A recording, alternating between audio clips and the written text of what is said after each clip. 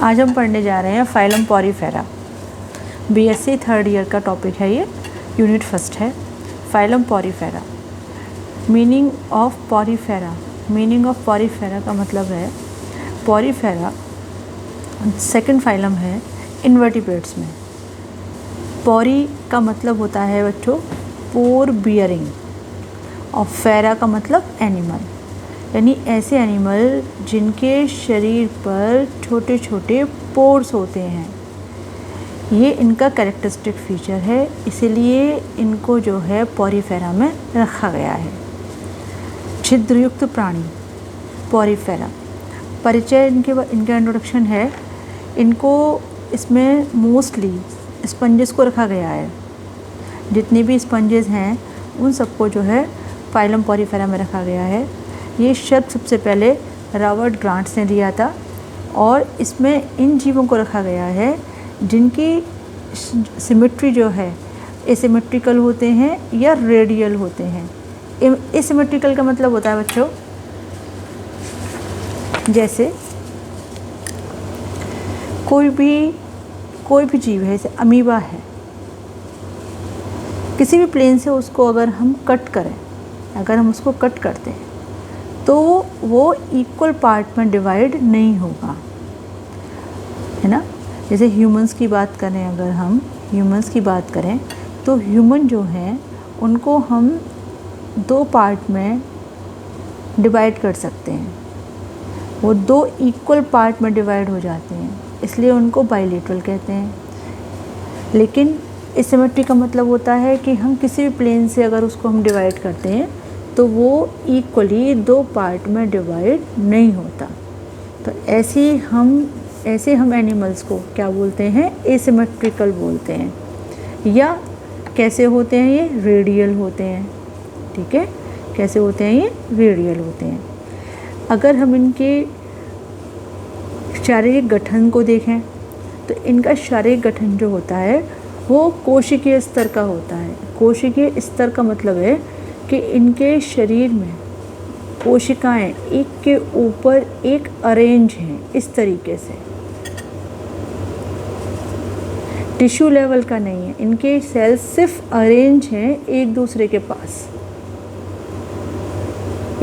पास, जैसे कि एक इन्होंने गुच्छा बनाया हुआ है, इस तरीके से। ठीक है, समझ में आ रहा होगा आपको। सभी अधिकतर जितने भी एनिमल्स हैं सारे एक्वेटिक हैं, पानी में रहने वाले हैं। लाइफ की जो शुरुआत है वो भी कहाँ से हुई है, वो भी पानी से ही हुई है। सबसे पहले पानी में रहने वाले जीव बने थे, बैक्टीरिया बने थे। उसके बाद थोड़े से मॉडिफाइड हुए तो ये पॉरीफेरा बने हैं। इनका सबसे ज़्यादा कैरेक्टरिस्टिक फीचर है कि इनमें जल संवहन तंत्र पाया जाता है। इन सभी जीवों की जो शरीर है वो लगभग ऐसे बेलनाकार, फ्लास्क शेप जैसे वो होता है, फूलदान जो होता है ना, ऐसा बना हुआ होता है इनका शरीर, इस तरीके से। तो इनके बीच में यहाँ पर क्या पाई जाती है, एक कैविटी पाई जाती है, एक कैविटी बन जाती है ऐसे, जिससे पानी, क्योंकि पानी में रहने वाले जीव हैं तो पानी इनके जो ऊपर का जो मुख होता है इनका, जिसको हम ऑस्कुलम कहते हैं, इससे अंदर जाता है। और इनके शरीर पर क्योंकि छिद्र होते हैं, इन छिद्रों से पानी अंदर जाता है और यहाँ से बाहर निकलता रहता है। तो एक वाटर का करंट बना रहता है ना। एक वाटर का क्या बना रहता है, एक जलधारा बनी रहती है। छिद्रों से पानी का अंदर जाना और इस ऑस्कुलम से बाहर आना। ठीक है, इनकी जो विशेषताएं हैं, पहली बात, पॉरीफेरा जो होते हैं सब जलीय होते हैं, पानी में रहने वाले होते हैं। या तो ये कॉलोनी बना के रहते हैं या एक स्थान पे ही रहते हैं। ये एसिमेट्रिकल होते हैं, किसी प्लेन से भी इनको काटेंगे हम, किसी प्लेन से इनको डिवाइड करेंगे तो कभी भी ये दो इक्वल पार्ट में डिवाइड नहीं होंगे। क्लियर। बॉडी का इनका ऑर्गेनाइजेशन कैसा है, कोशिकीय स्तर का है, सेल अरेंज्ड होती हैं एक दूसरे के ऊपर। ठीक है, अगर हम जो हैं, जैसे ये पाइल बन गया है, एक ढेर बन गया है, अगर हम यहाँ पे इस पाइल को डिस्टर्ब कर दें अगर हम इनको किसी तरीके से इनमें हल्का सा भी पुश कर दें तो ये सारी सेल्स बिखर जाती हैं इस तरीके से। स्पॉन्जेस इस तरीके के होते हैं। शेप, इनका शेप जो होता है ये ऐसा जैसे कि फ्लास्क शेप, फ्लास्क वास वेस जिसे कहते हैं, फूलदान जिसे कहते हैं, सिलेंड्रिकल होता है, ट्यूबुलर होता है, और अंदर से कैसा होता है, ये हॉलो होता है, जिससे इनकी कैविटी बन जाती है ये। अगर इनकी बॉडी वॉल की बात करें तो इनकी जो बॉडी वॉल है, यानी कि जो बाहरी इनका ये इनकी शेप है ना, तो इनकी शेप जो होती है इसमें ये 2 लेयर्ड होती है इस तरीके से।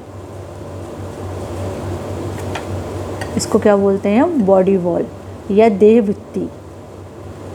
2 लेयर्ड होती है, एक ये वाली है, एक ये वाली है।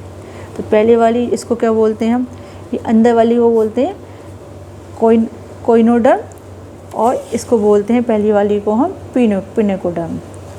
ठीक है, इन दोनों को आपस में जॉइंट करने के लिए ये एक दूसरे पर फिसले ना, ये एक दूसरे पे स्लिप ना करें, इसलिए इनके बीच में एक मिलेनकाइमा नामक एक पदार्थ होता है, जिलेटिन जैसा होता है, वो इन दोनों परतों को जोड़े रखता है, इन दोनों के बीच में ग्लू की तरह काम करता है। ट्रू कैविटी इनमें नहीं होती है, फॉल्स कैविटी होती है इनके अंदर।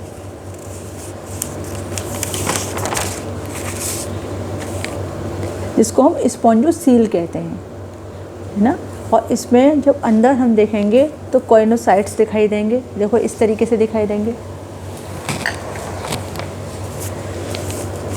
मैंने एक स्पॉन्ज का डायग्राम लेके आई हूँ मैं आपके लिए। ये यहाँ पर जो अरेंज किए गए हैं, है ना, ये सारे क्या हैं, ये कॉइनोसाइट्स है सारे। ये सारे कॉइनोसाइट्स हैं जो अंदर के लेयर पर बिल्कुल एक बैक टू बैक एक दूसरे के साथ लगे हुए रहते हैं। ठीक है बच्चों, ठीक है।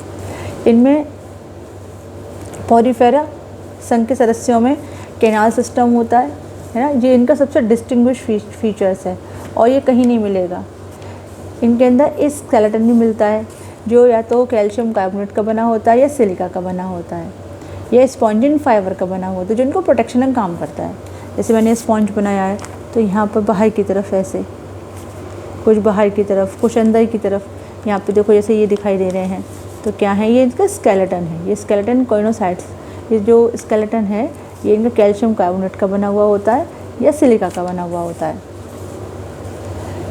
और डाइजेशन के लिए इनका इंटरसेलुलर डाइजेशन होता है, मतलब इनका इंटरसेलुलर, यानी कि ये जो है, जो कि पानी में रहने वाले हैं ये, तो वाटर करंट जो है इसके थ्रू अंदर जाती है और पानी में ही घुले हुए जो भी पदार्थ हैं या छोटे मोटे जो जीव हैं वो पानी के साथ ही अंदर चले जाते हैं।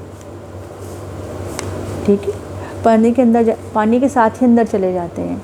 और यहाँ पर इनकी डाइजेस्टिव जो सेल्स हैं जो क्या करती हैं, जैसे अमीबोसाइट्स हैं यहाँ पर ये। तो अमीबा कैसे खाना खाता है, अमीबा खाना खाने के लिए किसका इस्तेमाल करता है, फैगोसाइटोसिस करता है। फैगोसाइटोसिस करता है। इसमें अमीबा जो भी छोटे मोटे कण या जो भी छोटी मोटा उसका भोजन उसकी बाहरी सरफेस पे आकर चिपकता है, ये उसको अंदर की तरफ अपने बॉडी के अंदर ले जाता है और फिर उसको ये अपने शरीर के अंदर ही, ये देखो अंदर ही चला गया इसका खाना। ठीक है, इसको ये इस तरह से इंजेस्ट करता है। सेम ऐसे ही अमीबोसाइट्स जो होती हैं, ऐसी बहुत सारी सेल्स जो होती हैं ये स्पॉन्जेस के अंदर मिलती हैं। ये सभी स्पॉन्जेस के अंदर मिलती हैं। स्पॉन्जेस जो होती हैं ये पानी की धारा के साथ आए हुए सभी भोज्य पदार्थों को डाइजेस्ट करने में हेल्प करती हैं और जो भी इनसे डाइजेस्ट नहीं होता है उसको ऑस्कुलम की तरह यहाँ से ऑस्कुलम से बाहर निकालती रहती हैं। ठीक है, डाइजेशन के लिए इनके पास ये होती हैं। अगर सर्कुलेटरी सिस्टम की बात करें तो इनके पास कोई सर्कुलेटरी सिस्टम नहीं होता है, इनके पास सिंपल एक अपनी क्या है, वाटर कैनाल है जो उस पानी का सर्कुलेशन करती है।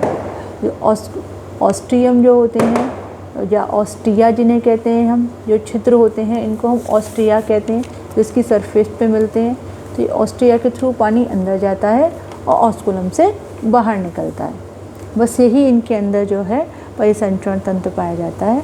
मेन इनके अंदर परिसंचरण तंत्र का अभाव होता है। अगर रेस्पिरेशन की बात करें तो इनके अंदर रेस्पिरेशन का अभाव होता है, रेस्पिरेशन इनके अंदर नहीं होता है।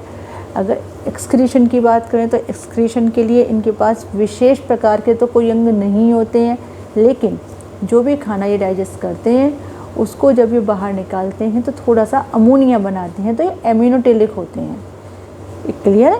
तो ये बात आपको याद रखनी है कि स्पॉन्जेस जो होते हैं वो मेनली कैसे होते हैं, एमाइनोटैलिक होते हैं, एमाइनोटैलिक होते हैं। अमोनिया के फॉर्म में ये एक्सक्रीट करते हैं। क्लियर है? रिप्रोडक्शन की बात करें अगर हम, तो इनमें रिप्रोडक्शन दोनों तरीके से होता है। एसेक्सुअल रिप्रोडक्शन भी होता है और सेक्सुअल रिप्रोडक्शन भी होता है। एसेक्सुअल रिप्रोडक्शन के लिए इनके पास जो मोड है वो बडिंग है, जैम्यूल फॉर्मेशन है। बडिंग आप लोग बडिंग भी देखिए, अगर आपको बडिंग नहीं याद आ रहा है तो कोई दिक्कत की बात नहीं है, मैं आपको बताती हूँ। बडिंग का मतलब होता है जैसे ईस्ट में होता है, ये दिस इज़ अ ईस्ट। जब ईस्ट डिवाइड करना शुरू करता है तो ये एक आउट ऑफ ग्रोथ बनाता है इस तरीके से।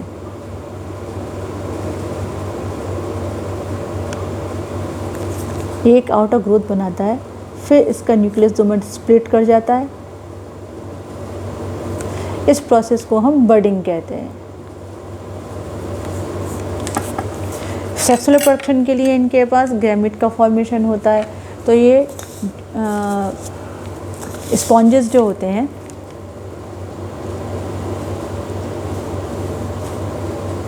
ये द्विलिंगी होते हैं। ठीक, द्विलिंगी मतलब कि इनमें दोनों सेक्स मौजूद होंगे। तो ये क्या बनाते हैं, ये एग बनाते हैं, दोनों प्रकार के गैमेट्स बनाते हैं ये। ठीक है, ये एग बनाते हैं, स्पर्म्स बनाते हैं।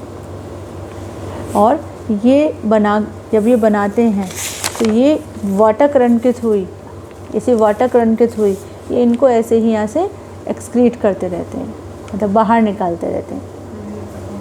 ये यहीं से इनके आसपास जो दूसरे स्पॉन्जेस होते हैं ये पानी के रास्ते ही दूसरे स्पॉन्जेस तक पहुंच जाते हैं और सेक्सुअल रिप्रोडक्शन इनका हो जाता है। तो ये इनके क्या हैं, मेन कैरेक्टरिस्टिक्स हैं पॉरीफेरा के। एग्जाम्पल इनके ल्यूकोसोलेनिया है, साइकन है, जो सेक्सुअल रिप्रोडक्शन को परफॉर्म कराते हैं। ये देखिए एक छोटा सा डायग्राम है ये स्पॉन्जेस का। मैंने इसको यहाँ से कट करके यहाँ पे आपको इसका ओवरव्यू दिखाया है।